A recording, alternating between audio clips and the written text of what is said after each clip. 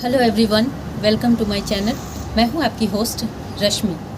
अभी winter season में हम जितने भी गुलाब के प्रेमी लोग हैं वो सारे कटिंग्स लगा सकते हैं। और गुलाब की कटिंग्स थोड़ी ट्रिकी होती है, थोड़ा सा हमें कुछ बातों का ख्याल रखना पड़ता है। तो आज हम यही जानेंगे कि किस तरह से हम गुलाब की कटिंग्स लगाएं जो 100% सक्सेसफुल हों, और ये सीज़न उसके लिए सबसे अच्छा है। तो चलिए चलते हैं हमारी वीडियो में।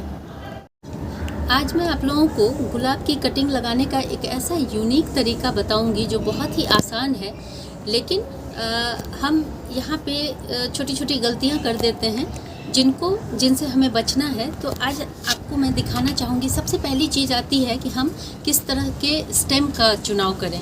मान लीजिए आपके पास कोई एक प्लांट है, आप चाह रहे हैं उससे बहुत सारे प्लांट बनाने का, तो मैं आपको यहाँ पे दिखाना चाहती हूँ कि ये एक स्टेम है, ये रेड गुलाब है और इसकी एक स्टेम है जिसको मैं लगाना चाहती हूँ।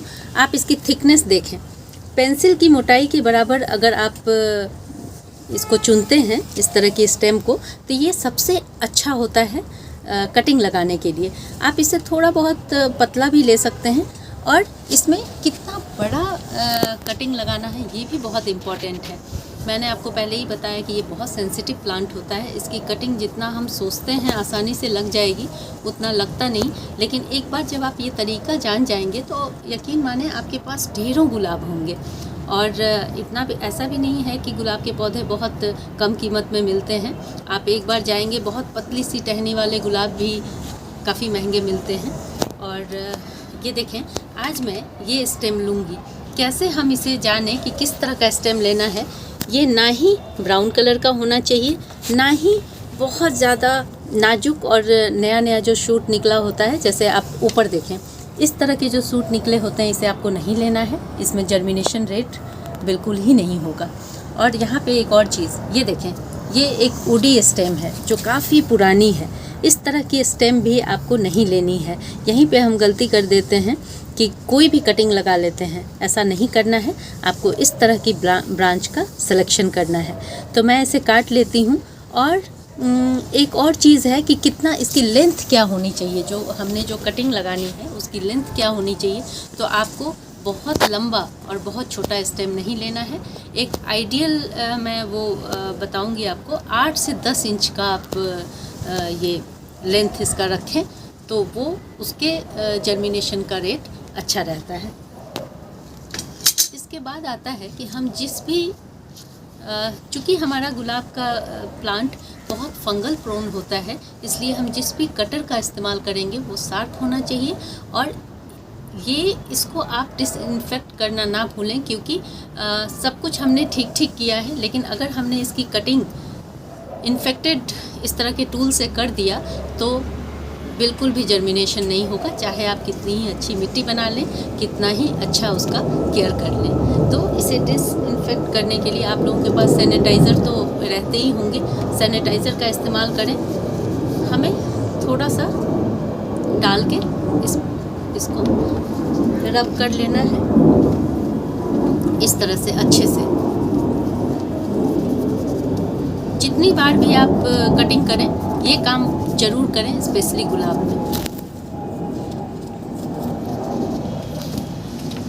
अब हमें किस तरह से इसकी कटिंग करनी है। हमें 45 डिग्री एंगल में कटिंग करनी है। ये भी बहुत इम्पॉर्टेंट होता है। इस तरह से देखिए,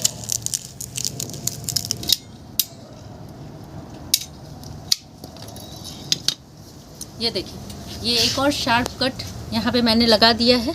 इसी तरह से हमें ये कट करना है। यहाँ देखें, हमारा एक स्टेम तो हमने ये इतनी बड़ी ले ली है, 8 से 10 इंच की है ये मेरी स्टेम। और दूसरा स्टेम जो हमने लिया है इसमें बहुत सारी ब्रांचेज निकली हुई हैं। अब हम क्या करेंगे, जैसे देखें इसमें कलियां भी आ रही हैं। ये सब इतनी सारी पत्तियां और कलियां नहीं होनी चाहिए, क्योंकि हमारा जितना भी न्यूट्रिशन इस स्टेम में है ये सारी इन कलियों को और इन पत्तियों को चला जाएगा। फिर ये रूट ग्रोथ में टाइम लेगा और अच्छे से इसकी रूट नहीं निकलेगी। तो इसके लिए हमें इन सब पत्तियों को और जो पतले पतले ब्रांचेज हैं इनको कट कर देना है। इस तरह से देखें, सारी ब्रांचेज कट नहीं करेंगे, उनको रहने भी दें तो कोई बात नहीं है। जैसे देखें,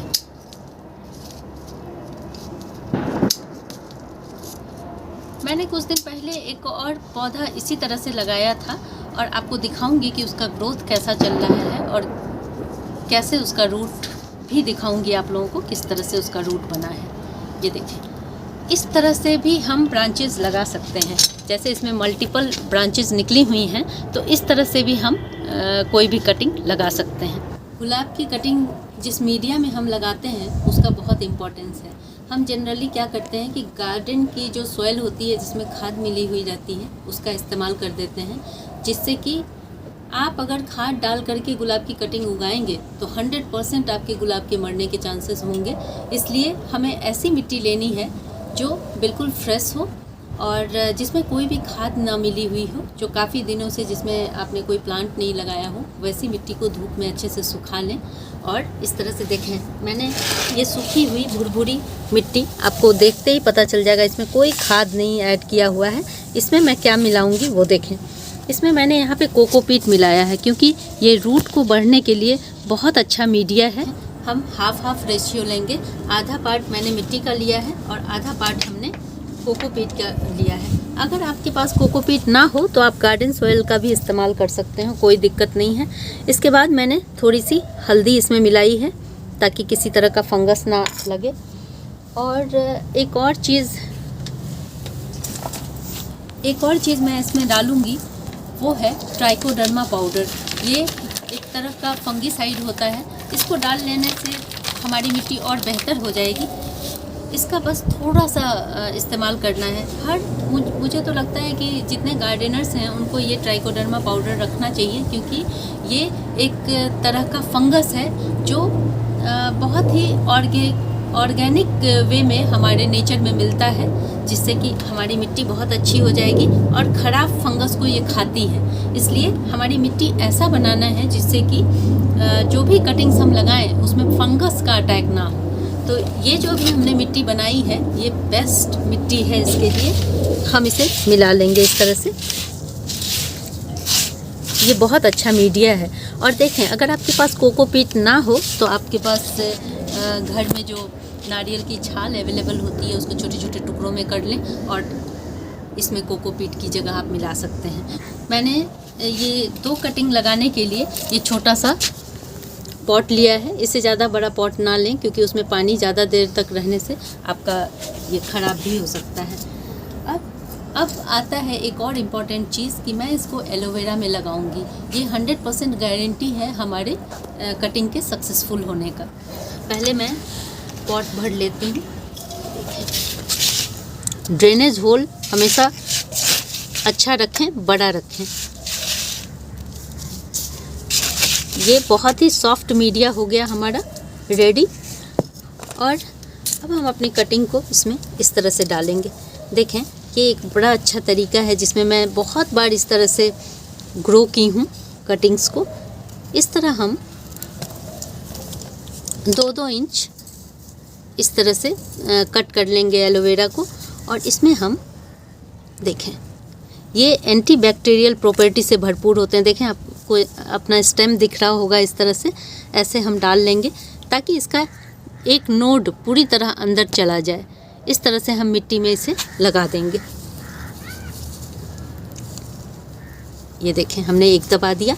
इसी तरह से हम ये अपनी दूसरी कटिंग भी लगाएंगे। एक और चीज़ का ध्यान रखें, जैसे इस तरह की कटिंग में कंफ्यूज ना हो, उल्टा नहीं लगा देना है, एकदम सीधा रखें इसको। नहीं तो अगर आपने दूसरी तरफ से लगा दिया तो जर्मिनेशन नहीं होगी और प्लांट ख़राब हो जाएगा। ऐसे देखें, इस तरह से डाल के हमें मिट्टी में डाल देना है।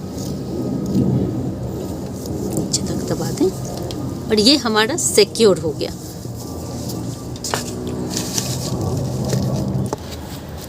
वाटरिंग कर देंगे और बस। और अभी चूँकि विंटर का समय है इसलिए ध्यान रखेंगे कि जब तक ये ऊपर का हिस्सा बिल्कुल ना सूख जाए, बिल्कुल मिट्टी आपकी सिर्फ मॉइस्ट रहनी है, सॉगी नहीं रहनी है, और आपका ये कटिंग 100% सक्सेसफुल हो जाएगा। 1 महीने बाद आप देखेंगे। और इसी तरह से मैंने ये एक रोज़ की कटिंग लगाई थी। मैं आपको इसका रूट दिखाना चाहूँगी। देखें कितना बढ़िया चल रहा है। 1 महीने पहले मैंने इसे लगाया था और मैं आपको इसका रूट दिखाना चाहती हूँ। 1 सेकेंड, ताकि आपको पता चले कि किस तरह हम इस मेथड से सक्सेसफुल सक्सेसफुली इस तरह से लगा सकते हैं। आप देखें, एक मिनट, मैं ज़्यादा नहीं छेड़ना चाहूँगी क्योंकि विंटर का टाइम है, लेकिन इसके रूट देखें, ये देखें आप, इसके रूट बहुत बढ़िया रूट इसके डेवलप हुए हैं। ये पतले पतले से रूट आपको दिख रहे होंगे। अब मैं इसको अगर ज़्यादा छेड़ूंगी तो ठंड का टाइम है, ये प्लांट मेरा ख़राब हो जाएगा। आप इसमें देख सकते हैं कि नई लीव्स आ रही हैं। बहुत बढ़िया मेरा प्लांट ये ग्रो कर रहा है। एक और चीज़, जो हमने ये कटिंग लगाई है, इसके ऊपर इसको सिक्योर करना बहुत ज़रूरी है। ये जो ऊपर का पोर्शन है, इसमें हम हल्दी लगा देंगे। जो ओपन एरिया है, इन सब में इस तरह से हल्दी लगा दें या फंजीसाइड कोई पाउडर लगा दें। यहाँ से डाई बैक होने की प्रॉब्लम हो सकती है। इस तरह से सिक्योर हो जाने पे हमारी ये प्रॉब्लम भी ख़त्म हो जाएगी। बस इस तरह से हमें इसे रख देना है, और जब इसमें लीफ निकलने लगे तब आप इसे डायरेक्ट सनलाइट में रख सकते हैं। अगर आप लोगों को मेरी ये वीडियो पसंद आती है तो प्लीज़ इसे लाइक, शेयर एंड सब्सक्राइब करना ना भूलें। बेल बटन को ज़रूर दबाएं।